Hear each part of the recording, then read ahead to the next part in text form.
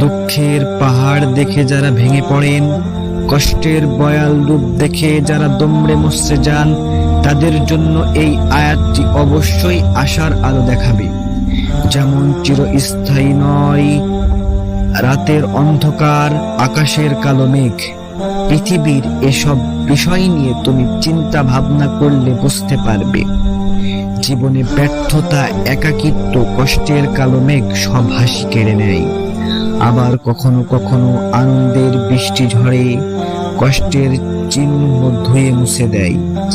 বুদ্ধিমান যারা সর্বদা আল্লাহর উপর বিশ্বাস রাখে, বিপদ আপদে বিচলিত হয় না এবং আল্লাহর উপর সর্বদা ভরসা রাখে, তারাই হলো ঈমানদার।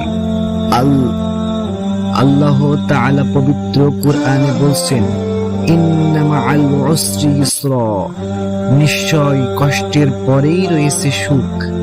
তাই যারা কষ্টের ভয়াল রূপ দেখে ভেঙে পড়েন, তারা বুদ্ধিমান নয়।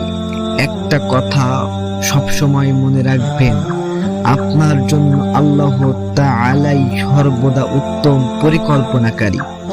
তাই কষ্ট দেখে ভেঙে পড়া যাবে না। নিশ্চয় ইন্না মাআল উসরি ইসরা, কষ্টের পরেই সুখ রয়েছে। সূরা আল ইনশিরাহ আয়াত ৫।